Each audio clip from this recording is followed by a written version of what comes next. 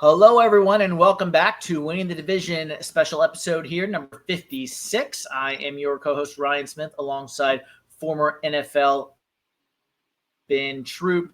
And tonight's guest with us, once again, friend of the show, Sports Spectrum co-host, along with former NFL running back Matt Forte. We've got co-host Jason Romano on the show once again. Jason, how's it going? Hey, guys. It's going well. Thanks for having me back. I appreciate it. I'm ready for all the smoke today, what we're going to talk about.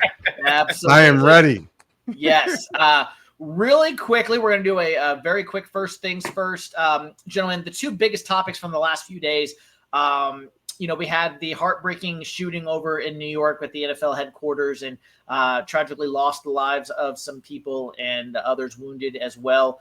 And then we had the miraculous story about Deion Sanders and his cancer battle and obviously the surgery he had to go through and the removal of his tumor. So just thoughts on those two stories, thoughts on just those two big headlines. Man, I'll go ahead and jump out there. I mean, obviously the situation that happened in New York is tragic. So many people, people lost their lives. I think 4 people lost their lives. 1 person is in critical condition. Yeah, it's hard to really stomach those type of things. Look, I'm not here to try to make light of what the of this situation. It's tragic all the way around. All I can say is that CTE is real, very real. But listen, tell your loved ones you love them, man. I mean, don't take for granted. Don't take one day for granted out there. These people left their house that day, and they're not coming back. And it's just hard to even stomach that entire situation because I mean, no one can foresee something like that. So we just gonna pray for those people. And hopefully, the NFL does something for those family members who are still here. And with Deion Sanders, let me say this about Deion. Let's not try to act like we judge Deion Sanders strictly on what he does coaching. We judge him on everything he does, right? The type of parent he is, the type of access he has. But when this happens, to let you know, Deion, this is just the current thing he's dealt with. Yeah, he had to amputate a couple of his toes. Yes, he had to take a bunch of meat out of his leg, and that's what we know about. So Deion, Randy Moss, who called him every day, I think he said he called him every day to his Deion Sanders Jr. that sat there with him. Deion is he's bigger than the sport, man. The type of person he is, but we are praying for him, wishing him nothing but the best. Because, like I said, you don't want to see that. I kind of knew something was up when Michael Irvin did a post like a couple of weeks ago, kind of crying about it. But we happy that he's made it through, and he get to get back to doing what he loves. The fact that he kept that from Shedeur and Shiloh, I think that was the hardest thing he had to deal with, to keep it from them. When you see how tight knit they are, but playing for the families up there in New York and definitely playing for Deion, and I hope that he continues to improve day by day. Yeah, I would agree, Ben. I'll just echo real quick what you said. I think for Deion and for Coach Prime, as they call him, I'm just glad he's okay, and love him or hate him, you don't wish that on anybody. And he's a fighter. He's one of the all-time great players. And we're going to be talking about Hall of Fame or not Hall of Fame in a little bit. Well, he was a Hall of Famer, like first ballot, no doubt, maybe the greatest cover corner ever. And, I think, like you said, Ben, I think, he's done so much for different programs that he's coached and he's brought, maybe he hasn't done it the way that everybody would like to see him do it. But, man, I'm glad he's okay. And that's the most important thing, and that he gets back to coaching. And I know he loves football. I know he loves the Lord, too. He loves God, and that's important for him. And I'm glad that he's doing better. And certainly my prayers, as you said, Ben, to those in New York, just sad, really sad. I have a friend of mine who works right there in New York for the NFL and texted that person and just said, hey, praying for you. And I'm so sorry. Evil is real, but, I don't know what the good that's going to come out of this. I believe because of my faith that there is going to be something good coming out of this, but my hearts are with those that are mourning right now, and certainly the loss of so many innocent people. So, yeah, my heart is there as well.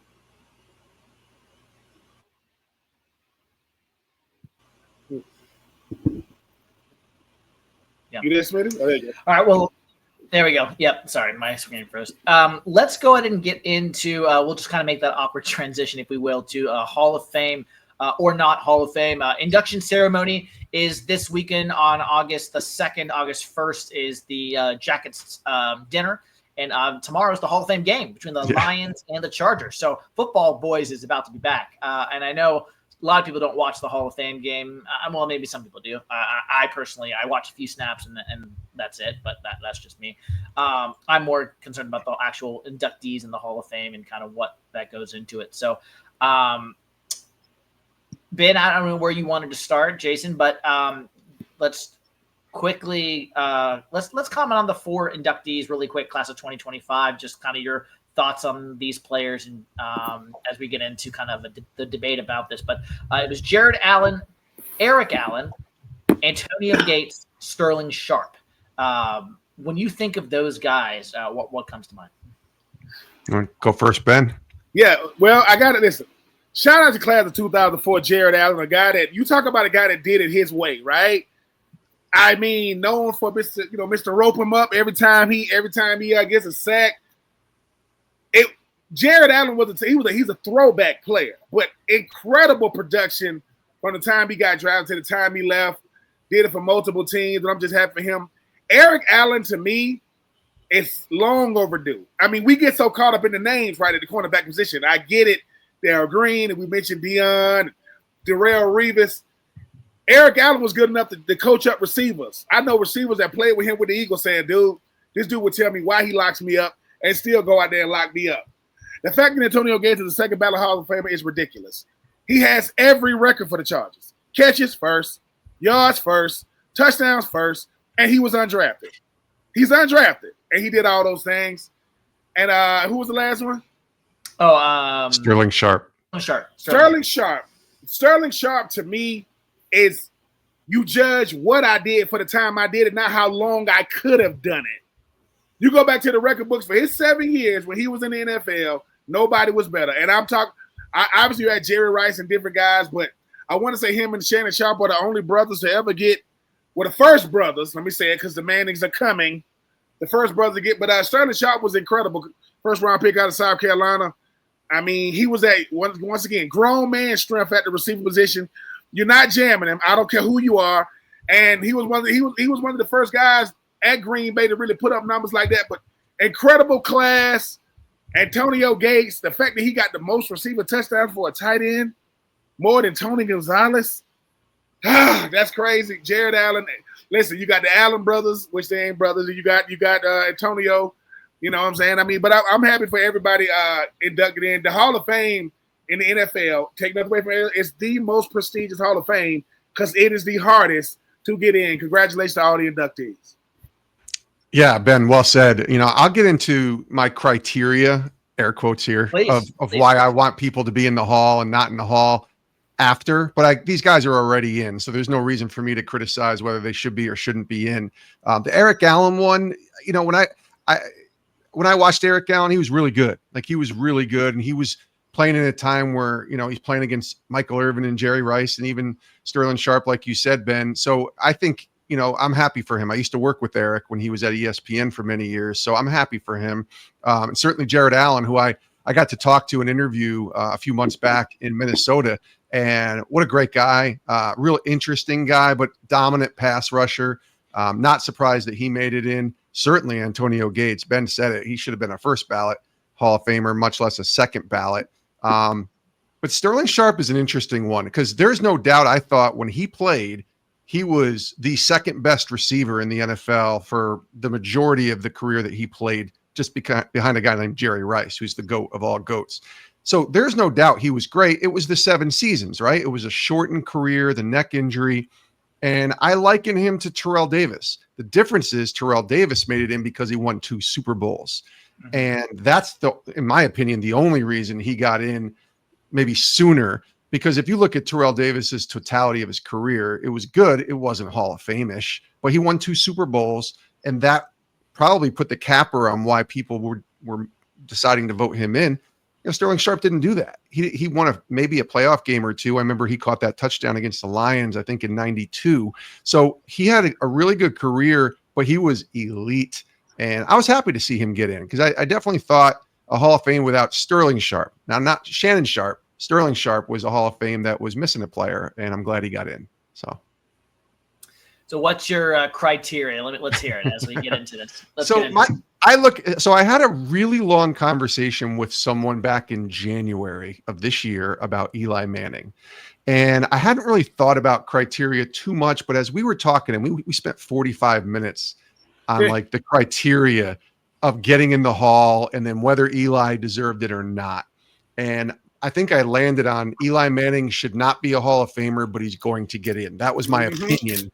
The criteria for me is this. First of all, it's the eyeball test. When I watched them, did I think that they were elite at what they did? Like the top of the top? Did we know that this person was at the top of their game as the 1 to 2, maybe the third best player at their position in the entire NFL during any point that they played? So my criteria is that. I look at all pros, not Pro Bowls as much. I still think older guys, if you look at a Pro Bowler from the 90s, the Pro Bowl meant a lot more then than it does now. Everybody's getting in on the 6th ballot, if you will, as a Pro Bowler. And we're looking at guys and saying, how are they a Pro Bowler? But a Pro Bowl meant a lot more back then. I look at all pros. Were you an all pro first or second teamer? Because that means, again, you were at the elite level. And what did you do in big games? And did you play in a lot of big games? Did you play in playoffs and Super Bowls? You know, a lot of people criticize Michael Irvin and Troy Aikman. They don't have the numbers. They weren't elite. Well, look what they did in the biggest games. You know, they won Super Bowls. They were catching and throwing for touchdowns. And there's no doubt in my mind that Troy Aikman and Michael Irvin were Hall of Famers, but there's arguments with a lot of people that they weren't because they didn't put up the quote unquote stats. Stats are fine. And I like stats, and stats matter as we talk about some of these guys that we're about to talk about. But you got to kind of fall into the fray of elite for me to put you in the Hall of Fame. You got to be the top of the top for a good amount of your career, and not just have a couple of nice seasons, or even like Cam Newton wasn't on your list, but I thought about him and I'm like, he's not a Hall of Famer. There's no way Cam's a Hall of Famer, but he was an MVP and he played in a Super Bowl. But that doesn't mean you're a Hall of Famer. It means you're a Hall of Very Good who had some really nice years with Carolina, but you're not a Hall of Famer. A Hall of Famer is enshrined as the elite of the elite. So that's kind of how I look at my criteria here, Ryan and Ben. Now, hold on, Ryan, do you got criteria? Before we get going, you got a criteria? Yeah, absolutely. Yeah.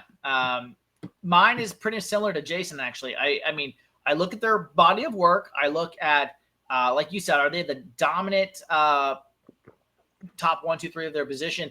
But also I look at what impact did they have on the game as well? And I think that's very important as well. Sure. But I agree. There's a difference between being in the Hall of Very Good and then the Hall of Fame, like the elite of the elite. I think that's a key difference in some of the guys that we're going to discuss. That's kind of my very generic.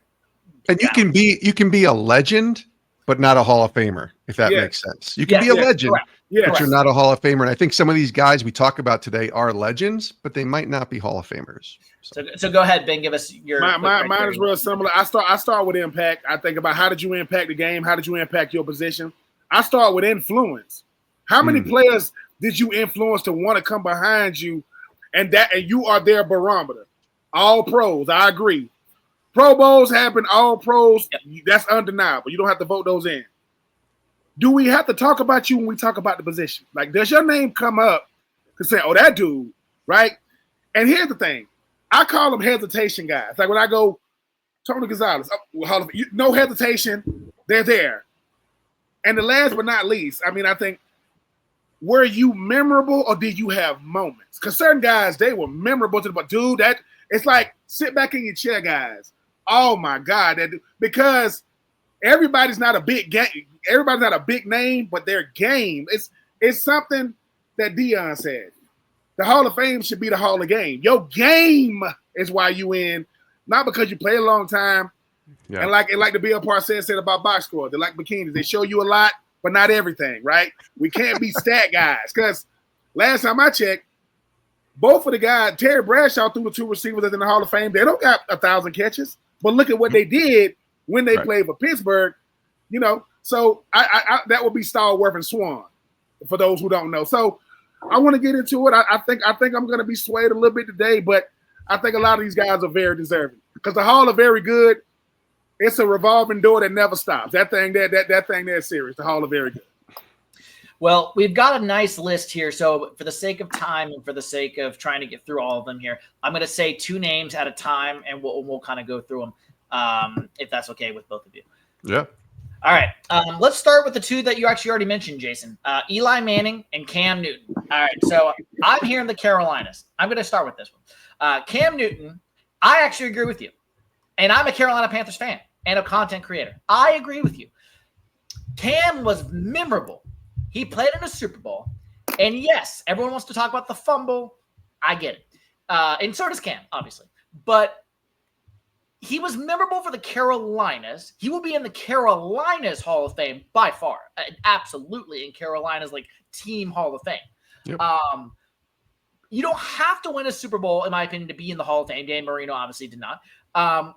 But outside of the 15-1 Carolina Panthers 2015 season, and we'll call it 4 season back in 2013, Cam had a couple of memorable years outside of that, but they weren't winning seasons. And he was very, very good at times. And Ben, we got into this the other day. Jalen Hurts is what I think Cam Newton wanted to be. Jalen Hurts is taking what the Cam 4th and 1, you just knew Cam was going to go over the line or sneak it, whatever. Jalen's perfecting that now. Not only does he have a Super Bowl ring, he also has he's basically doing what Cam used to do for Carolina all the time on 4th and 1. You knew it was going to be a QB sneak, and Jalen's doing that now. And I think Cam's a little jealous, I'm going to be honest. That Jalen's kind of doing what he didn't do. So as much as Cam Newton did for the Carolina Panthers, I'm going to say he is in the Hall of very good and memorable, but not a Hall of Famer.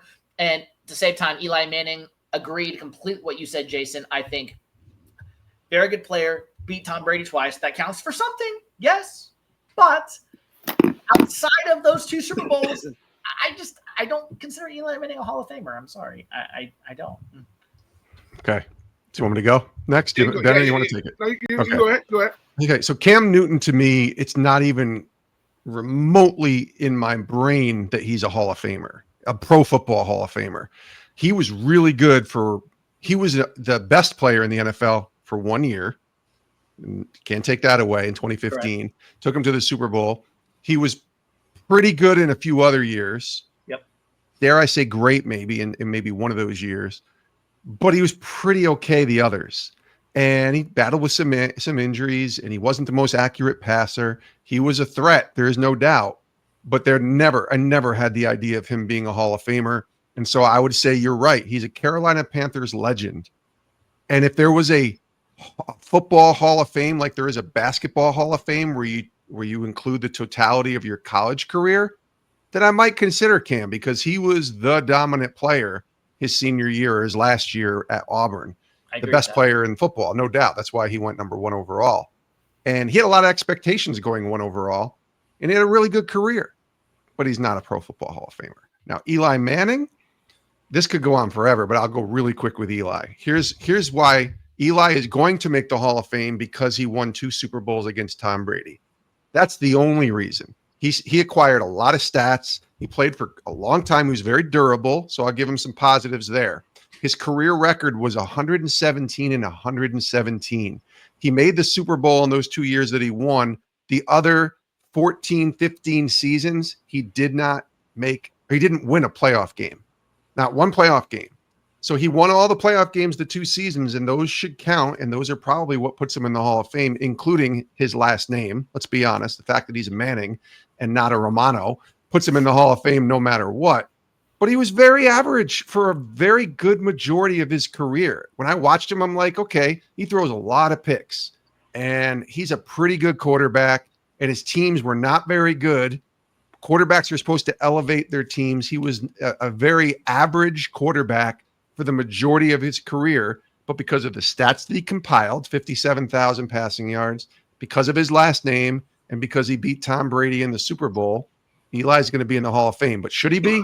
I don't think so. Never even close to being a top 10 quarterback when he played. Not one single All-Pro nomination or selection. So I don't have him going in, but he's going to go in. So I've kind of accepted the fact that that's going to happen. I should clarify. I don't think he's a Hall of Famer, but I do agree with you. I accept that he's probably going to be going in though at some point with that meaningless name. Yeah. And there's two different arguments, right? Do we think he's going to make it, or do we think he deserves to make it? Yes. And those are two kind of arguments here. So I'll start with Eli. I mean, Eli Manning. I think Jason, you said it in. He's going to get in because he beat the GOAT, and his last name is Manning. So that's going to get you in. But 366 career touchdown passes, 244 picks. If his last name isn't Manning, I always look at a quarterback like this. At your best, what are you individually and what are you collectively? Collectively with his team, he's a two-time Super Bowl champion, two-time Super Bowl MVP. What is he individually? He is the direct opposite of his brother in the regular season. His brother might be the greatest regular season quarterback.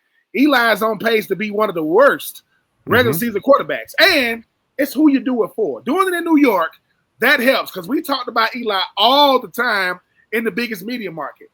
Is he going to get in? Yes. Is he deserving? Absolutely not. Which brings me to Cam Newton. I judge Cam off Cam and other quarterbacks. Eli Manning had a better career than Cam. Both number one overall picks. Totally.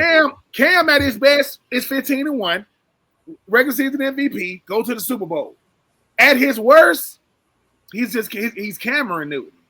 He's not because here's the thing about Cam. When you judge Cam against Cam, that's not good enough because we could talk about there have been other teams who haven't had the best surrounding cast that have done more with less. So I think when I think about Cam, this is first team all pro, yes. MVP of the league, yes. Go to the Super Bowl, yes. NFC Championship, yes.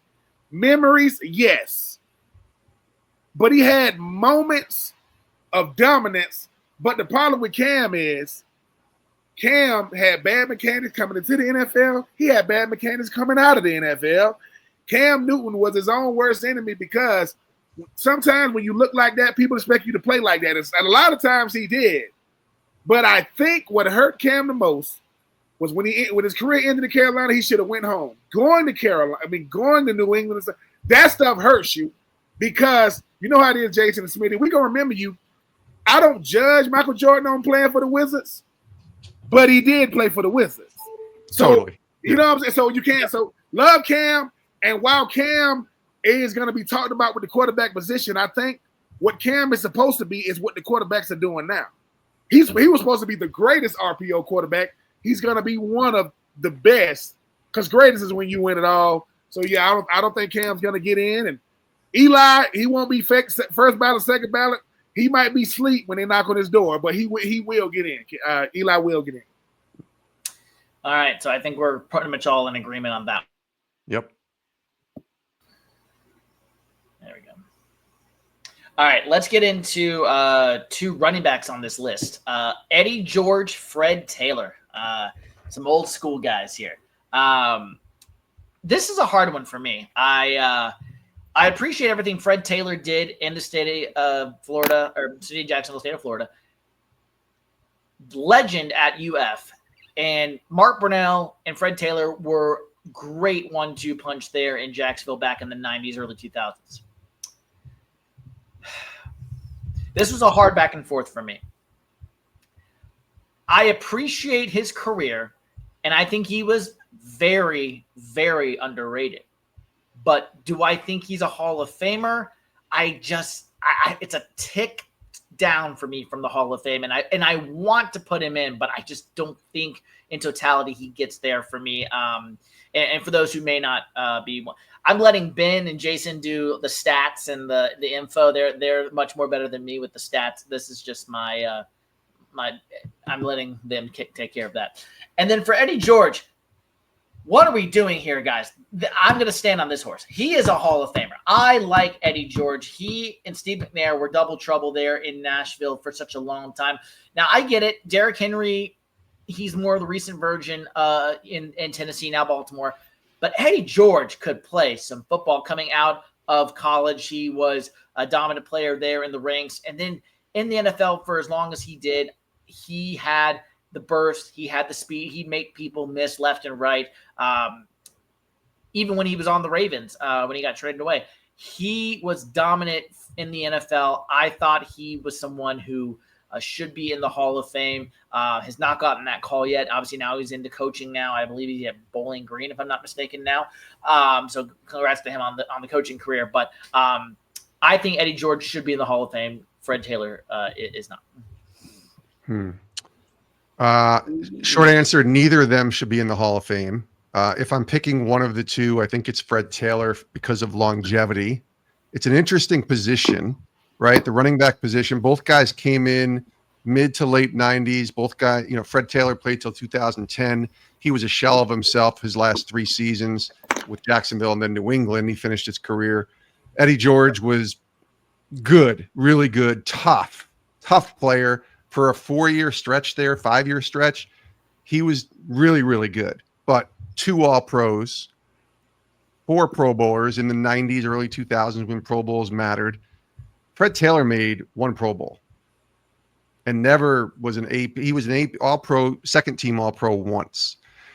I'm sorry. Like, longevity is great with running backs, and I also look at wins, right? Like, Eddie George got to 1 Super Bowl and played really well. I remember the touchdown where he's like barreling through 3 guys to get in the end zone against the Rams.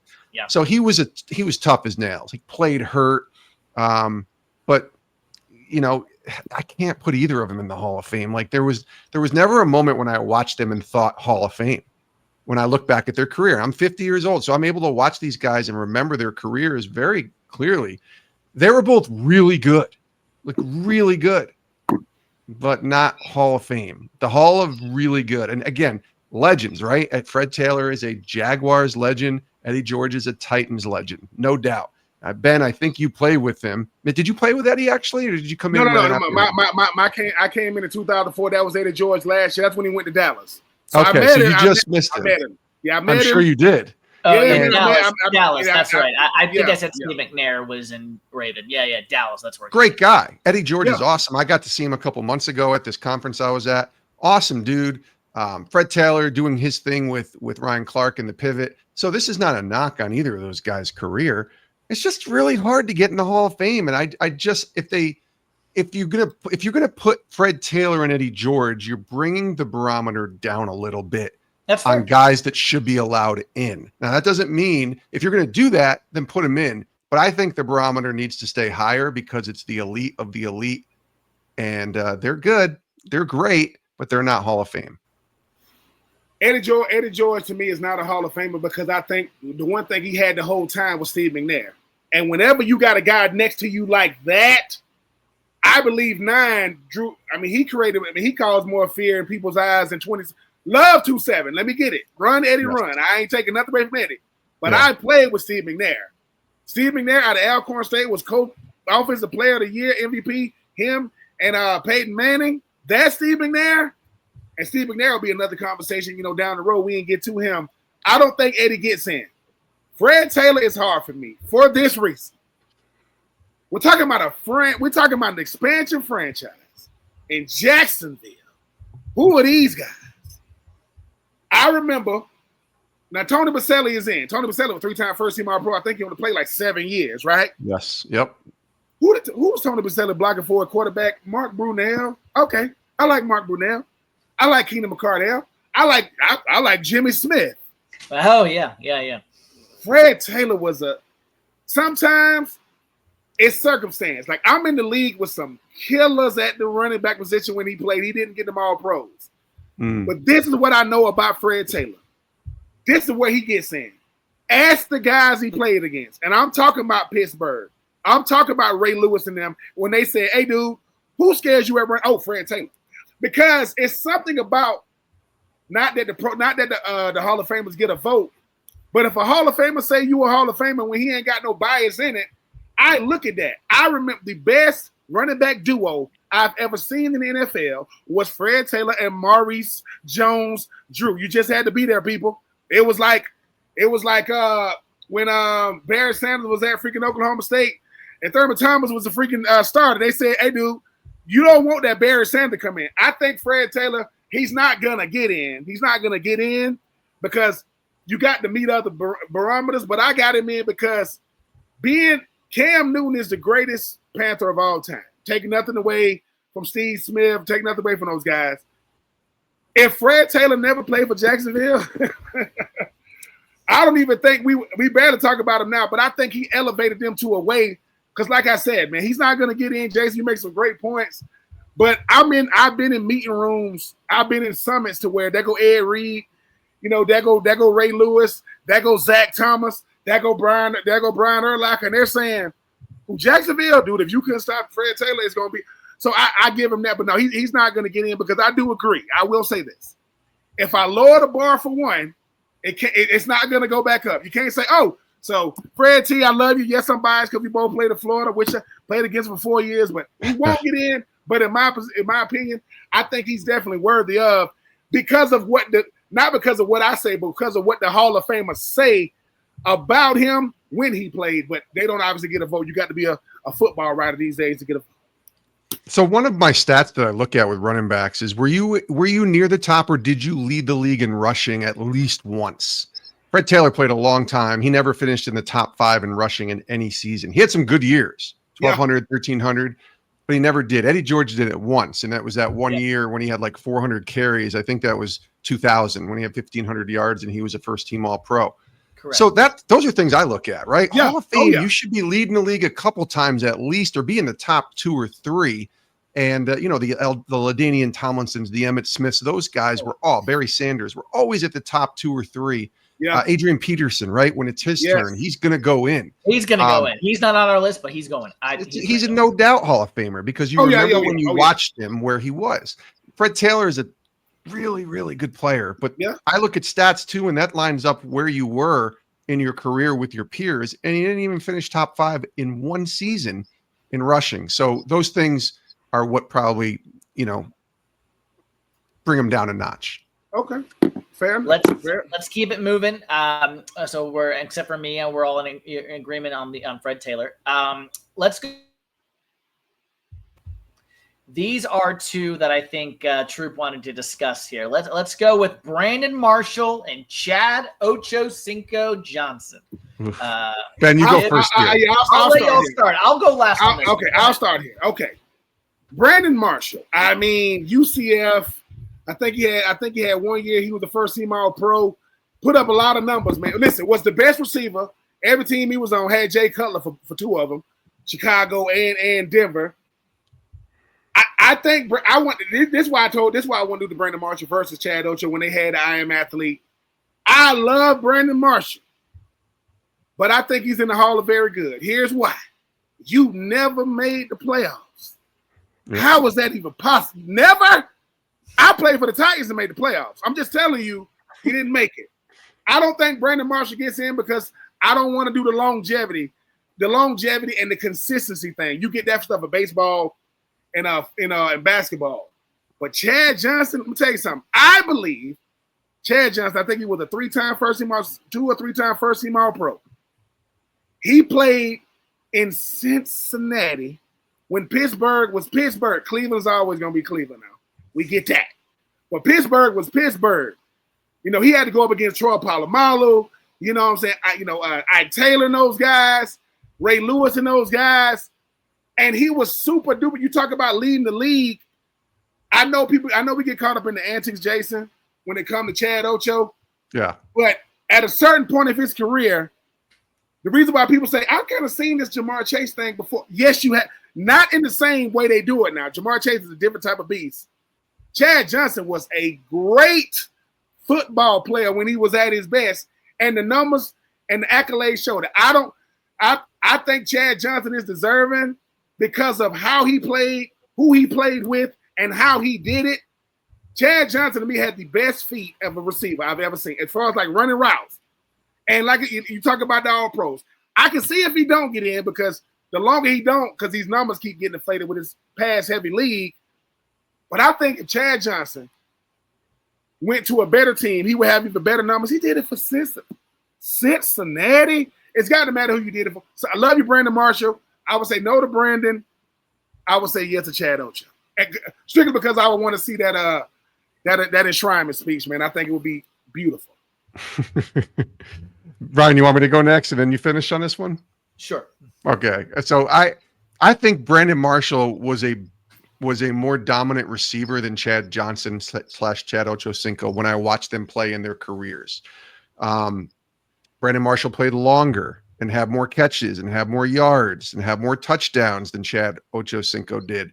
He almost had 1,000 receptions, Brandon Marshall, in his career. But to not make the playoffs one time is a big deal. Now, Brandon Marshall did have one of my favorite stats. He had 1,000 yards receiving with Denver, with Miami, with Chicago, and with the Jets. So he had 4 different teams that he went to, and he was one of their best receivers, if not their best receiver, with the 4 teams. Now, does that hurt you a little bit because you were moving around a little bit and teams didn't want to keep you necessarily or trade you away? Maybe. And I know Brandon a little bit. I got to meet him and I got to meet Chad a little bit at my time at ESPN. So I like them both. I don't think I put either of them in, but I put Brandon in, I think, over Chad, just because when I watched him, Brandon Marshall was beast. Like, he was just a beast out there. Like, he was a middle linebacker playing receiver sometimes. He was just big and strong. And when he was on his game, he was almost uncover. You couldn't cover him.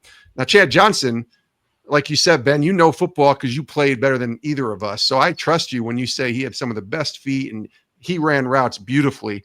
And Chad had some really good numbers. I mean, he was 6 years in a row, I think, with 1,000 yards, 6 Pro Bowls, 2-time first-team All-Pro, second-team first-team All-Pro. I just can't put either of them in. And again, I know I'm going to be the party pooper probably of this entire conversation. No. It's supposed to be hard. The eye test is the national barometer. That, because it doesn't matter if you're a lover of the sport or not. If you talking about how they play receiver, hey man, Brandon Marshall played how he looked. He played that way. Yep. Chad Johnson had to play how he looked. Chad Johnson, not the biggest dude. Chad, like, I can't play that man on man. No, I gotta survive. But I look at the fact that I don't know why Chad Johnson made us watch Cincinnati. Because you wasn't watching. And I think sometimes when you got yes, I know you had Carson Palmer, TJ Houshmandzadeh, and Rudy Johnson. He had some players. But Chad Johnson was the type of guy to where I think what got in the way with him was the antics, was the Hall of Fame jacket, the sombrero. I think all that stuff got in the way. But if you move all that stuff to the side, the guy could play football. I mean, more dominant, I would say B. Marsh. But like you said, this guy's getting first-team All-Pros in 2 years, 6-time Pro Bowler, second-team All-Pro in Cincinnati.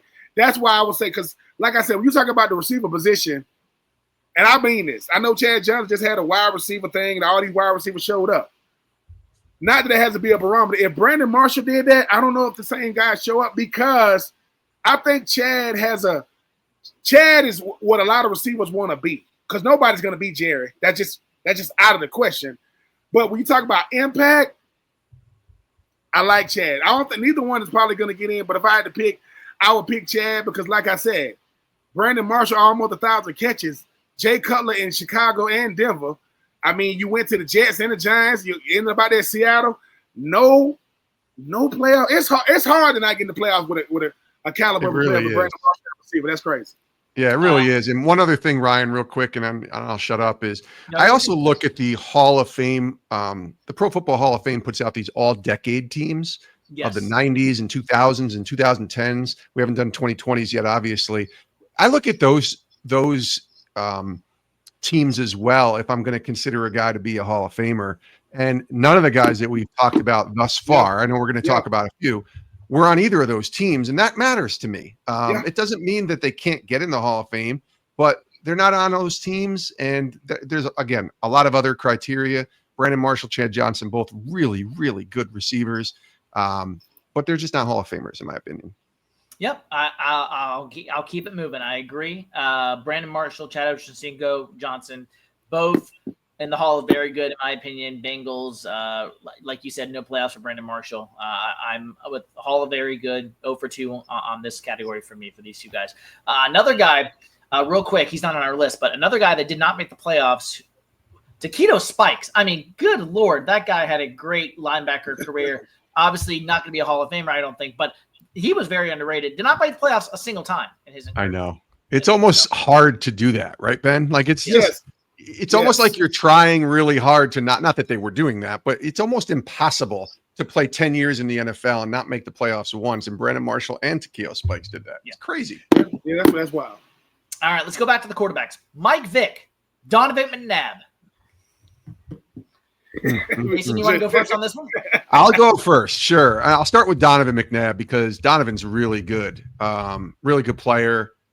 Consistent for many years. 6-time Pro Bowler. Never a first team or second team All Pro. Never made an All Pro. His stats were always good, but never great. His teams were very good. He won a lot of games in those early, I guess, from 2000 to 2004. The Eagles were dominant, and he was a really good quarterback for them. He's a legendary Eagles quarterback, but I think the guy who's quarterbacking now is the greatest. We were just talking about this the other day with my brother. The guy now is on pace, Mr. Hurts, to be the greatest Eagles quarterback of all time. I'm not saying he's a Hall of Famer, Jalen Hurts. He could be someday, but Donovan McNabb is not. Really, really good player, impactful player. Big and strong, could throw the ball really well, throw that deep ball really well, and also be a threat with his legs. But I just never watched Donovan and thought, man, Hall of Famer. And part of the problem is he never won a Super Bowl, right? But the other problem is he was playing behind there was elite quarterbacks playing when he was playing. That probably hurts him a little bit. I think maybe if he's playing in a different era, he might be considered, but never won a Super Bowl. Got there once. If he was in 2 or 3 Super Bowls and won one of them, I might have a different conversation with you guys. But Donovan McNabb, no. Michael Vick is a really interesting case because he changed the game. Now, does that make him a Hall of Famer? No, I don't think he's in the Hall of Fame.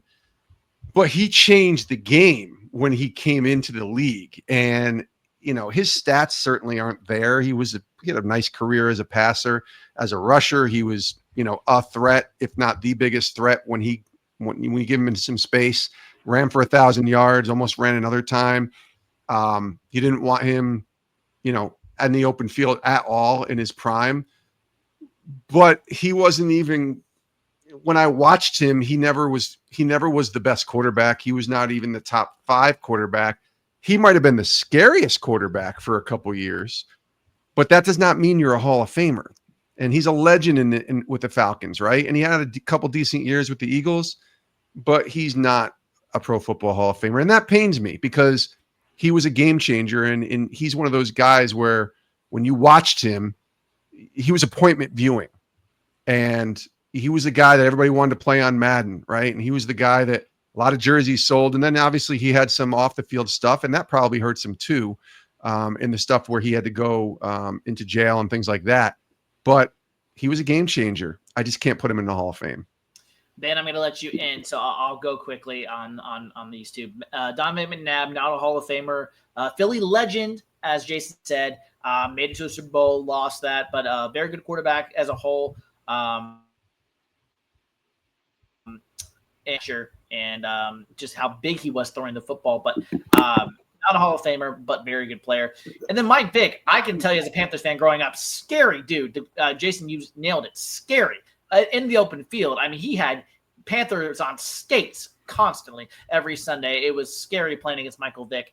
And I agree. Atlanta Falcons Hall of Famer, someone who overall was a better passer than he was given credit for, in my opinion. Everyone remembers him for as a rusher, but he was a better passer than given credit for. But I also agree, not a Hall of Famer, which also, again, Jason, you nailed it. That does pain me to say it because I love me some Michael Vick, even though he torched my Panthers so many times growing up.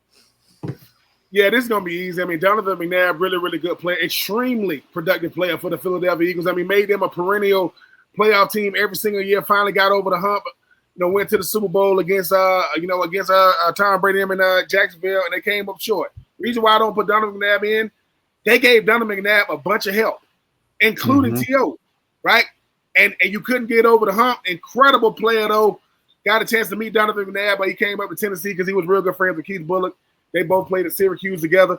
And we get to talk about colleges that had some really, really impactful players. Make sure you talk about Syracuse. You talk about Marvin Harrison and Donovan McNabb and Keith Bulluck and Dwight Freeney, the list goes on and on. Michael Vick is not going to get in. But this is why I think he's not going to get in. Michael Vick got comeback player of the year when he got out of jail. Mm-hmm. If he wins MVP, he's in the Hall of Fame because no one thought Michael Vick could play the quarterback position like a regular quarterback. We knew what he did. We knew what he's gonna do.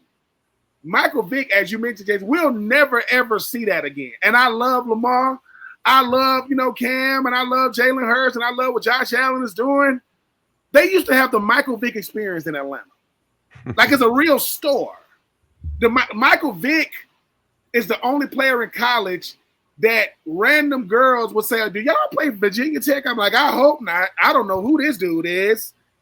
But as far as like star power, doesn't get any bigger. As far as like made Atlanta a must-see, team, not because of the team, but him, but like you said, too much inconsistency for Mike Vick. I'm happy that he got to resurrect his career getting out of jail. So shout out to the Eagles for giving him a chance to do it. But you go from the Eagles to the Jets to the Steelers, just too many teams.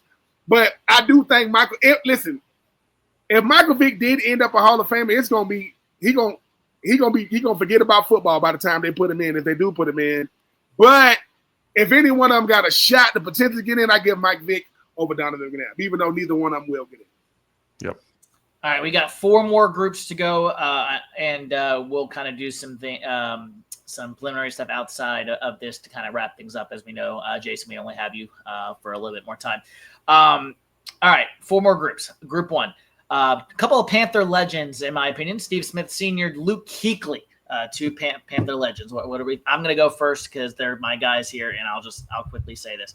Luke Kuechly is a no doubt Hall of Famer. I think he should have been first ballot. That's you could argue he shouldn't be first ballot just because of the injuries and retiring early. But I mean, just go watch the NFL Top 100 list, people. I mean, people did not know. Okay, Ben, I told you this last week. I met Dallas Sweeney down at AC Media Days, first time. Great human being, awesome believer, and in the bathroom of all places, Jason. And he's talking on the press conference about Luke Kuechly.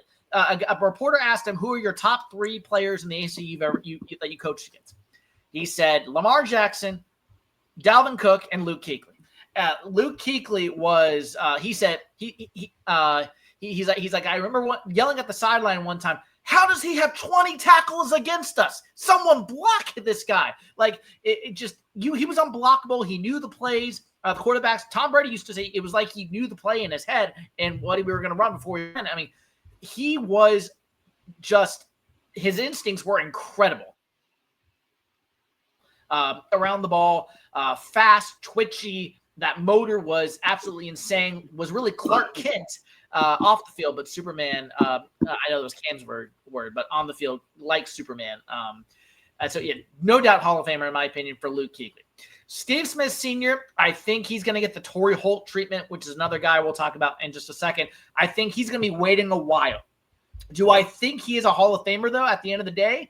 Yes, because he played 6'5" receiver, but he's only 5'9", and he showed every bit of that 5'9", constantly going up against the top corners in the league, and was very productive, was tough, would get nailed by Ray Lewis over the middle, doesn't matter. He was a baller, and he has the yards, he has the Pro Bowls, he has the All-Pros, the Triple Crown, everything to prove it. I do think he's going to wait a while, though. Unlike Luke Kuechly, he's going to wait a while, though, and so that's why he won't be getting in right away. But I do think eventually these will be 2 Hall of Famers. Nice. I'll go quick here. I agree with exactly what you said, Ryan. I think Steve Smith Sr. gets in. Look at his numbers just alone, and especially being 5'9" and 190 pounds. Got 1,000 receptions, almost 15,000 yards receiving. He played 17 years, a long time, 80 touchdowns. He was never the greatest receiver, but when you're 5'9", you got to overcome a lot to play that long and be an elite receiver in the league. And he was a guy that was dangerous, right? And so I think with the stats and everything he's accumulated, he's in. I think you're right. It's going to take a while for him. Hopefully he gets in, kind of like Chris Carter waited a while, and some of these other receivers have waited a while. I think he's going to have to wait a while as well, but he's going to get in. I think Torrey Holt is probably, once we get to him, it'll probably be similar argument with Torrey Holt. Now, Luke Kuechly, real quick, I'll just say he was a first or second team All-Pro for every season he played except the first. And in that first season, he was the Rookie of the Year. So Luke Kuechly, to me, 8 seasons in the NFL, 8 dominant seasons, one of the top 2 players at his position probably his entire career. No doubt Hall of Famer, case closed. Yeah, Luke. Listen, Luke Kuechly is going to be the easiest decision you're going to make. Not only is Luke Kuechly a first ballot, I mean, he's going to be a Hall of Famer. Luke Kuechly is the greatest college linebacker ever. Ever. What he did and how he does it. I mean, most guys want to get a first team, second team. I mean, a first team All-Pro. He did it 5 times. Defensive Player of the Year. And once again, another thing that hurt Cam played with Luke. And while Cam is why people come, Luke is the best player on the team. Just look at what he does, play in the play out. Steve Smith. Not only is Steve Smith going to get in the Hall of Fame, Musa Muhammad is going to be the reason why Steve Smith get in the Hall of Fame. Because if you can remember when he first got drafted, he was a return guy. And Musa Muhammad said, hey, dude, longevity in this league has been the #1 receiver. And he showed him how to do it. That run he had when they went to the Super Bowl, you could not cover. They kept covering him one-on-one. I'm like, and if you know who shut down the greatest show on turf, that was Steve Smith at St. Louis. So I think Steve Smith does get in. And like I said, I know that Michael Irvin always telling him, man, I've lapped you because I got 3 Super Bowls. But when Steve Smith told Michael Irvin, but I got a PhD in route running. I mean, come on, dude. Like, I know what you did because you had the greatest offensive line and Emmitt Smith, and Troy Aikman. I had Jake Delhomme and Cam Newton and Joe Flacco, and I still did what I did. Steve Smith Sr. will get in. It'll be some time, but that's going to be an enshrinement you're going to want to be there to see because he's going to have a lot to say. Yes. Yes, he will. Absolutely. Let's keep it moving. 2 quarterbacks, Phillip Rivers, Matt Ryan. Go ahead. You go first, Ben. Okay. Phillip Rivers is near and dear to me. I mean, class of 2004 again, right? I mean, got all the records. Never was a first-team All-Pro. I think he was a second-team All-Pro. He's up there like top 5, top 6 in like passing yards. Had Antonio Gates, Vincent Jackson. He also had LaDainian Tomlinson, right? And when you got a guy like that on your team, I'm not blaming Phillip. But in that draft class, Phillip Rivers got drafted 4th. Eli Manning got drafted 1st. Ben Roethlisberger got drafted, I want to say, 10th or 11th. I'm looking at the quarterback class. That's 4 Super Bowls amongst those guys with 5 Super Bowl appearances. And I love Phillip Rivers, but I think this. The only way Phillip Rivers gets in is if Matt Ryan gets in. Because Matt Ryan went to a Super Bowl, won an MVP. I don't want to talk about the game. We're going to leave that game alone. We're just going to put that behind us. To me, I look at it like this. At your best, what are you? Matt Ryan coming out of Boston College at his best, he's the league MVP. At his with Tom Brady in the league, with Cam Newton in the league, with Peyton Manning in the league, with Phillip Rivers and Ben Roethlisberger in the league. I think Matt Ryan, has a shot to legitimately get in because of the first-team All-Pro and MVP. Phillip Rivers, if we are respecting just your game and what you did when you played, Phillip gets in. But once again, the hardest thing about it, Phillip, is going to be this. With a passing league right now, other guys around him going to have elevated numbers because they throw the ball around. That'll push him down. Love Phil. Love what he meant to the game. I think he just retired like 3 days ago or something crazy. I thought he had retired. Officially. Yeah. I think Matt Ryan got an outside chance because of the MVP. I think if Matt Ryan is a no, I think Phillip Rivers is a no.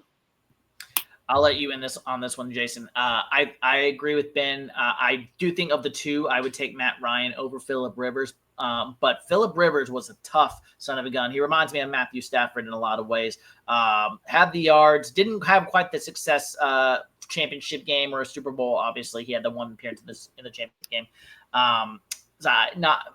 He played a long time, yes, but not with Phillip Rivers.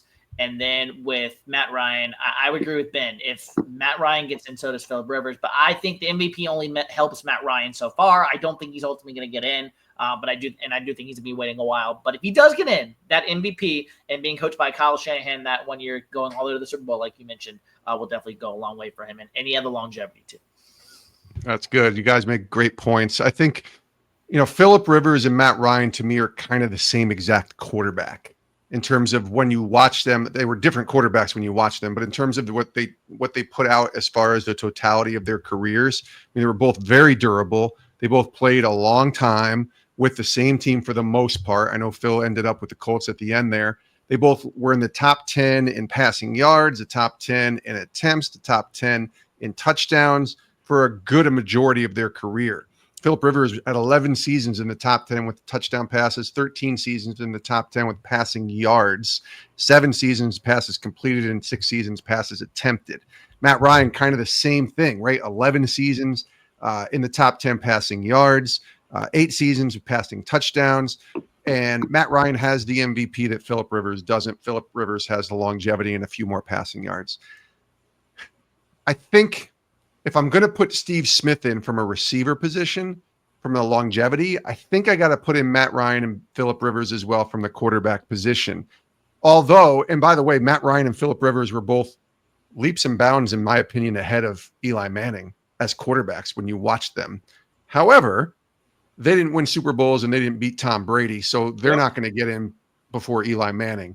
But I do think they're going to get in because I think it's really hard to play a long time and have sustained success. Like, they both threw over 4,000 yards over 10 times in their career. And the passing league is, that was when the passing, heavy NFL was getting to its apex. And they were right there as a top 10 quarterback in a league for a long time. Didn't have a lot of wins to show for it. Both pretty tough guys, like I said. I think they eventually get in. I wouldn't be surprised if they don't. I'm not offended if they don't get in. I'm not offended if they do get in. I'm kind of on the, okay, I can see both ways with it. My hunch tells me they both probably get in and they have to wait a little while, but they both probably get in. But when I watched them, did I think they were all-time great Hall of Fame quarterbacks? No, but they accumulated so many stats.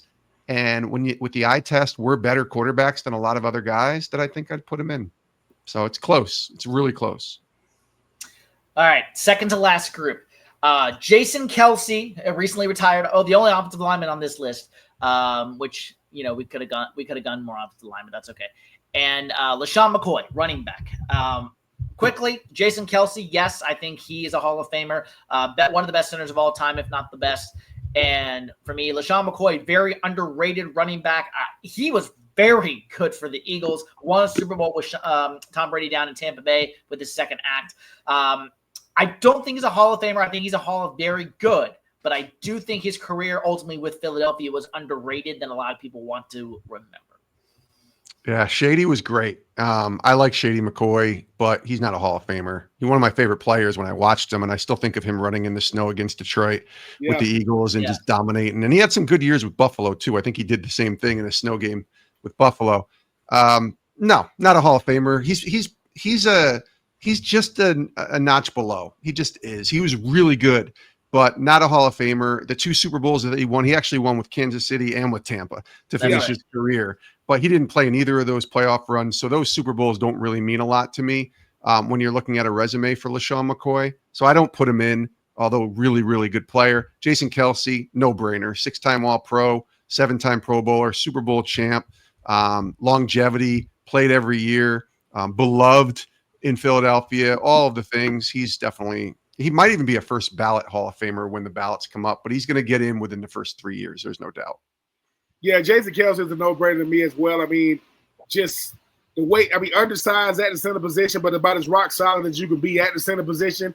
And not that it matters, but he's likable. I mean, when people like you and you're an incredible player, and when you're the big brother of, Kelsey, we talk about, of the best tight end ever, that's going to help you as well. But they're going to be the second brothers. Well, they might be the third after the Mannings, But I agree about LaShawn McCoy. LaShawn McCoy was about as good as a football player as you could be for his size.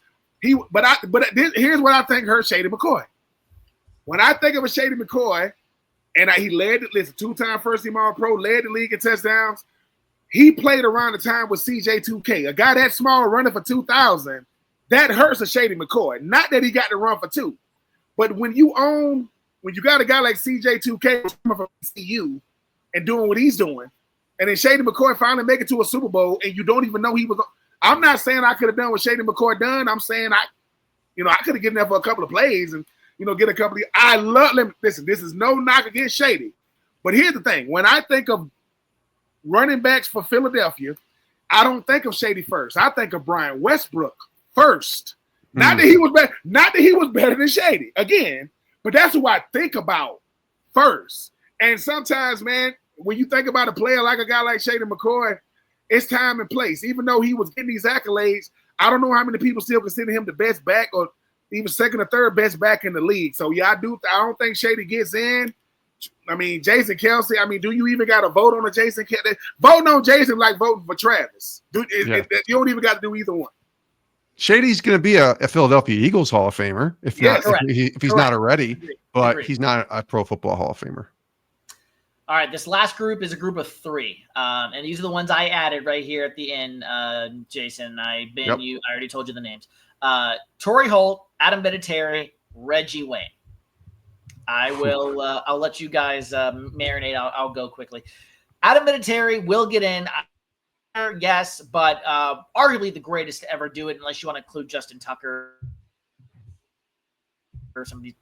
Off the field stuff is going to hurt. Still a Hall of Famer in my opinion. But Adam Vinatieri, just legendary kicker for the Patriots. Just numbers are there, Pro Bowls, everything. Loved Adam Vinatieri's career, even though he beat my Panthers in the Super Bowl 38. Reggie Wayne, Peyton Manning's going to help him get in, I believe. Like Steve Smith, he's going to wait a while. But I think Reggie Wayne is definitely a Hall of Famer. Played with Marvin Harrison. Yes, I know that. But they were both very good. I don't consider this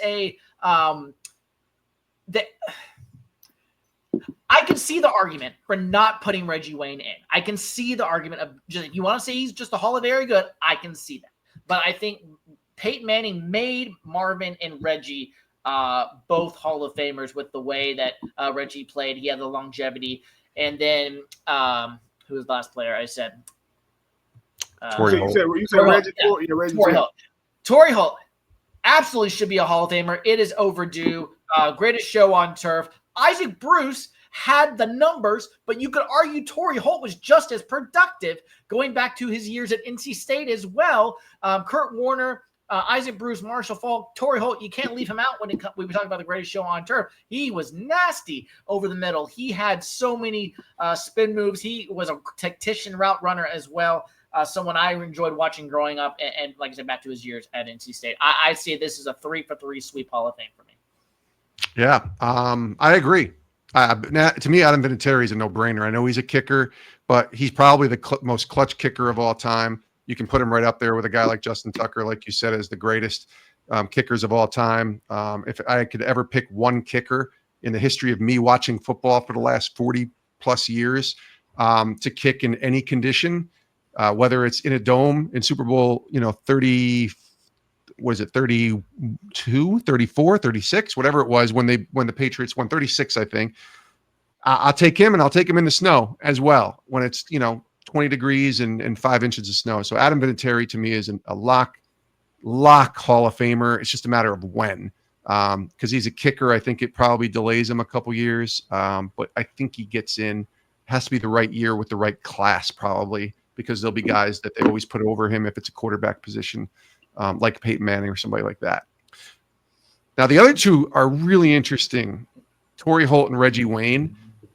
If I'm going to put Steve Smith in, though, I have to put Torrey Holt and Reggie Wayne in. I know Torrey's been waiting a while, but the totality of their careers, when I watched them, I knew they were elite. They were always, to me, a notch above a Chad Johnson or a Chad Ochocinco or a Brandon Marshall in terms of when I watched them. They also won a lot more. They were on really good teams. And to me, that says something. When you're on a really good team, even if you have great quarterbacks or great teammates throwing the ball to you, you still have to produce and be elite with those guys. And they both were. Again, it's close. And I kind of probably feel the same way as I feel about Matt Ryan and Phillip Rivers. Reggie Wayne and Torrey Holt should be in the Hall of Fame. I think they get there. But if they don't make it, I'm probably not that sad or surprised or shocked or angry, because it's a tough position to break through. But I think they do. I think they break through, and I think they get in. And like you said, Ryan, I think you're right. Reggie Wayne's going to have the backing of a Marvin Harrison and Peyton Manning and Tony Dungy, by the way, to nominate those guys to be in. And Torrey Holt's got Kurt Warner, and now Isaac Bruce and Marshall Faulk to be able to nominate him and to get in. I think they both do get in. It's just a matter of which year. But again, I don't think it's a major omission if they don't get in.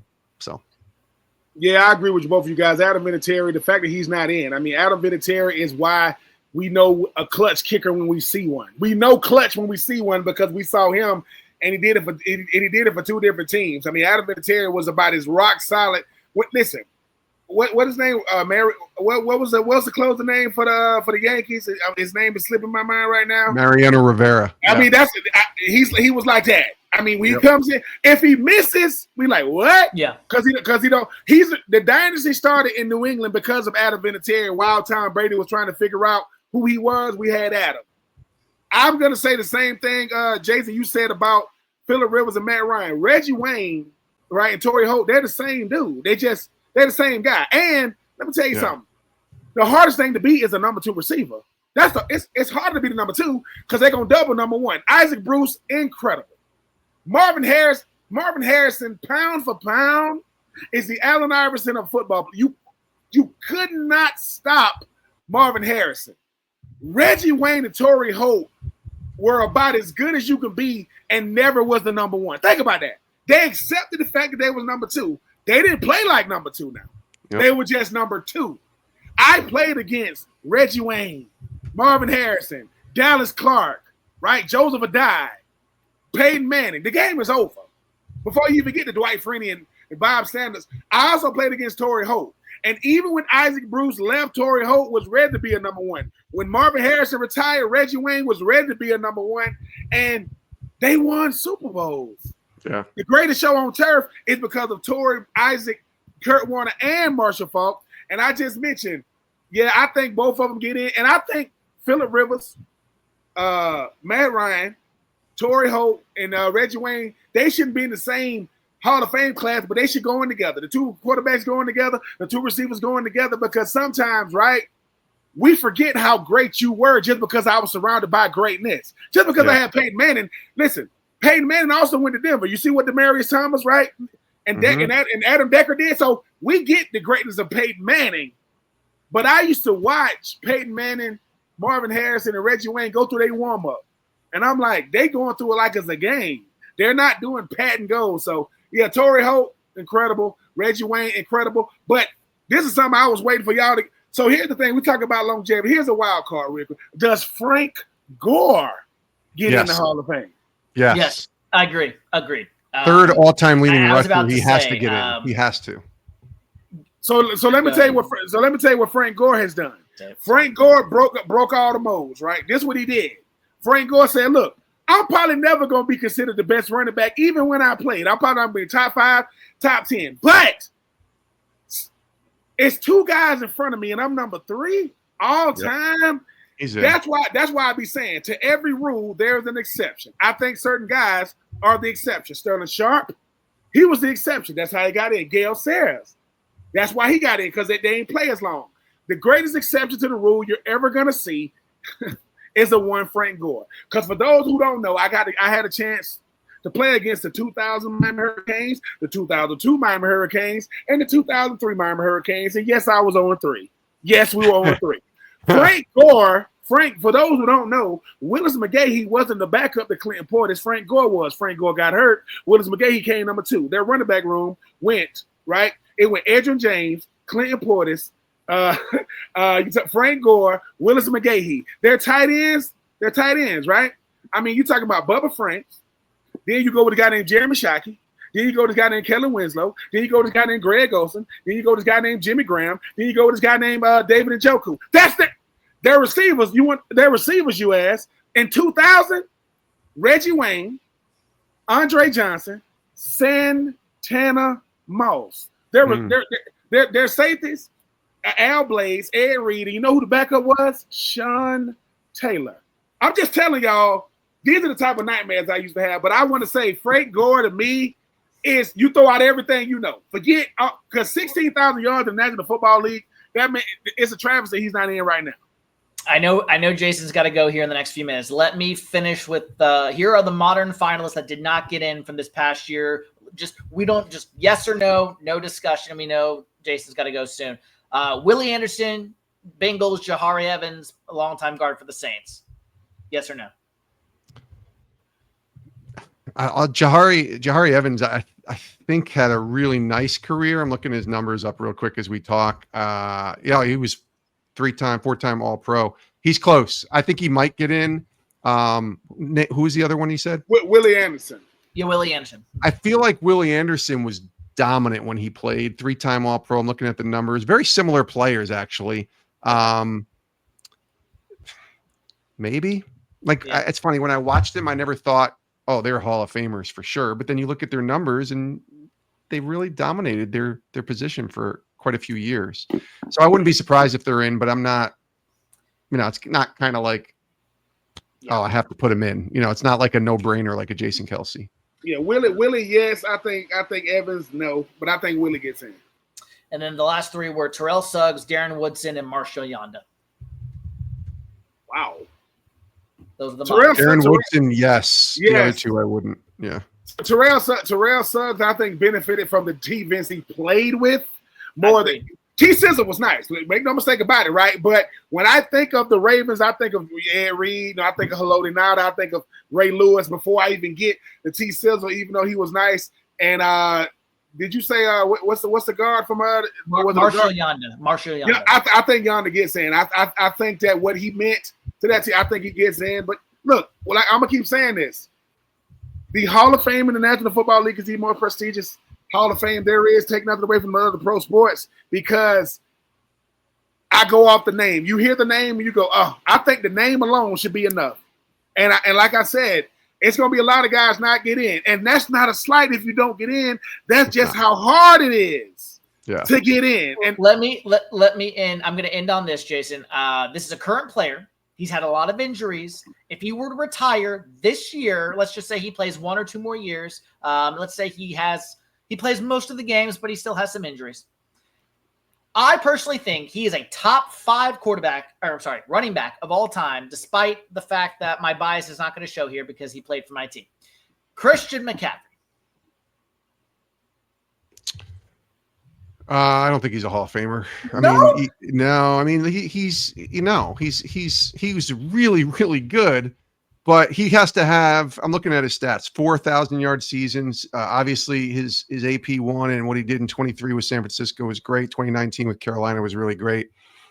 Sorry, man, the totality, and he's not like he's won 2 Super Bowls like Terrell Davis. So if he can have 2 more really high-level seasons, maybe I might put him in. But I mean, if you're going to put somebody in, he doesn't even have 7,000 rushing yards yet. So not yet.